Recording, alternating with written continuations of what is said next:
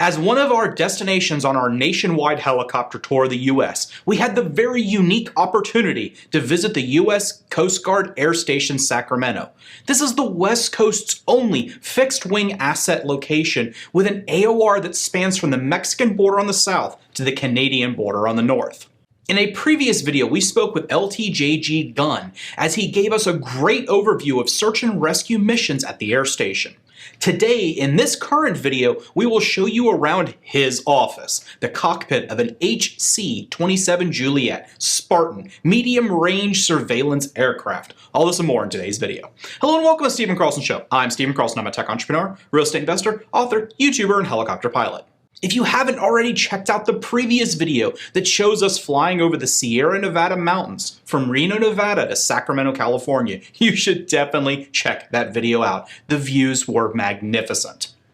Have you ever wondered what U.S. Coast Guard flight school is like? Did you know that the Navy, Coast Guard, and the Marines all go through the same flight school program?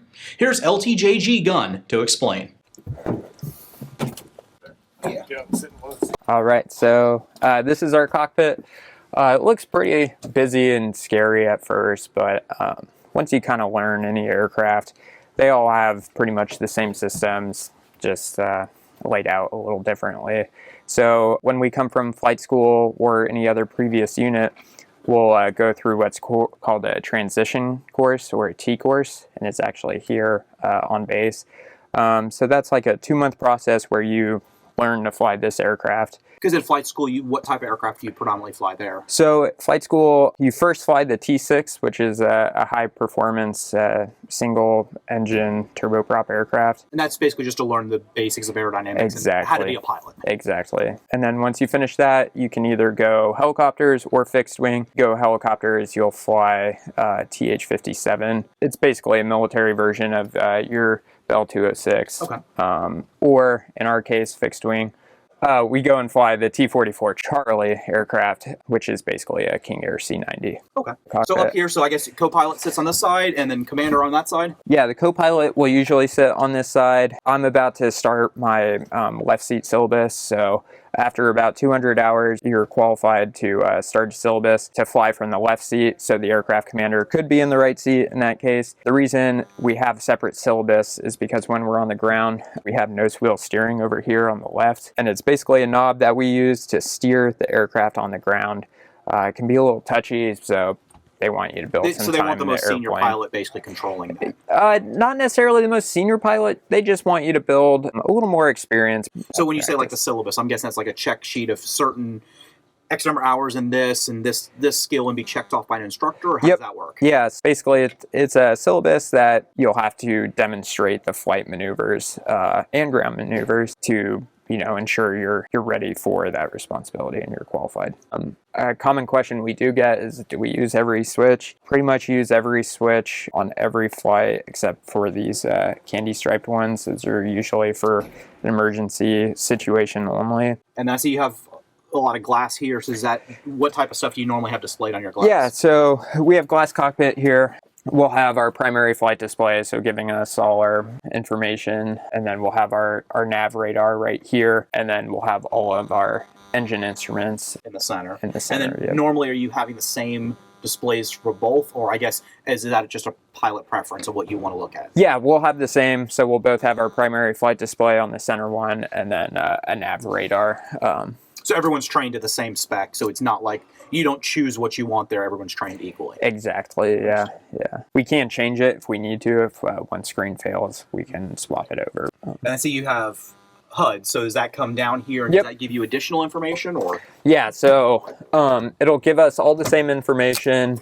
It'll give us tons of information, actually. Projects from up here down through this screen, and it basically enables us to be heads up the entire time.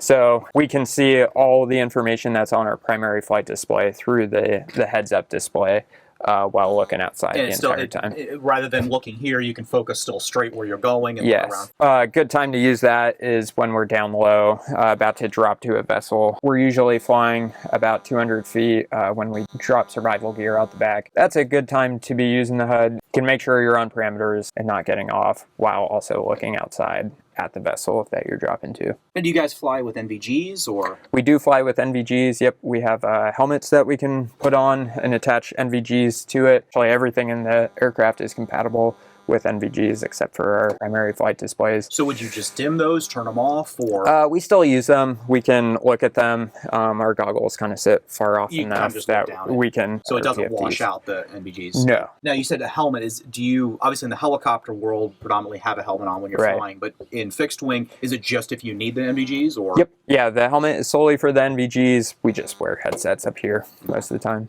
Yep. Yeah, how long is flight school? Flight school is 2 years in Pensacola. Florida. We flew just past it. Oh, nice. Yep. Yeah. For fixed wing advanced, it's in Corpus Christi, Texas, and that's about 6 months. I guess Pensacola, you also do like the aviation safety, the survival, and all that, the courses they have there. Yeah, you have to do a 1 mile swim with all of your flight suit and survival equipment attached, G suit and everything. But so that's similar. So helicopters and fixed wing, they all go through the same thing. The Navy does it, and the Coast Guard, you guys basically take the same class. Yeah, so the Coast Guard goes through naval flight training. So it's the same for Coast Guard, Marines, and Navy. And it's all the same up until you finish primary in the T6B. And then you will go back to your branch of service. You'll stay with the Navy, learn to fly your specific airframe type. So whether it be helicopters or for the Navy and Marines, jets. So they're cross-mixed classes. So your student with you may be a Marine, and another one may be a Navy sailor, and you're Coast Guard, but you're all in the same class together. Yes. Typically, we get about 150 hours in flight school before graduating, getting our wings of gold. Now, how does that transition over to civil FAA? Do you also get a civil FAA license, or is that only after you retire and leave military? We are instrument rated pilots with the FAA. You can apply for your own personal pilot's license as well. But that's not required. So as long as you're in a military aircraft, it doesn't matter. Yeah. It would just be if you wanted to go fly, off with your friends and family. Exactly. So we keep like a logbook that have all your hours. And it will count towards, the FAA recognizes it. Well, the thing is, at the end of the day, you guys are going to get much better training than you would in the civilian world. That's how the military operates. Yeah, I would say. It's a very regimented course that you go through. Mm-hmm. And when it's done, presuming you made it all the way through, which obviously you did, they weed out the people that are not capable of it. Right. Yeah, and that's usually what primary is for. That's why everyone flies the same airplane, kind of held to those strict standards. And they're usually weeded out before. You get about 75 hours in primary and about 75 in your advanced. At least for fixed wing, I can't really speak for the other airframes. About 150 by the time you finish flight school completely. Appreciate you showing us around here. Yeah, no, my pleasure. Thanks for coming out. I had such an amazing time checking out the cockpit of this aircraft with LTJG. Then once we finished looking at their aircraft, we went outside and we checked out our Bell 206 helicopter. They were so kind as to give me a couple of their patches, which I'll show here on the screen. And as a thank you, we gave them some of our t-shirts. They seemed to like that as well. It was really kind of fun to see that these pilots and the Coast Guard, while they have amazing aircraft to fly, they were having a lot of fun checking out our little civilian helicopter. I guess they're fixed wing guys. They don't really get in helicopters too much. Either way, we all had a whole bunch of fun. We were able to tell some jokes, check out some aircraft, and learn so much about the Coast Guard. If you haven't already checked out the previous video where LTJG went over search and rescue missions for the Coast Guard, you should check it out. I'll link it down below. There'll also be a video coming out showing you how you could crush your student loan debt. All this and more in the next coming video. Thank you very much for watching. Please make sure you click like and subscribe. Share this video with all of your friends. It really helps the channel out and I appreciate it. Thanks, and I'll see you on the next one.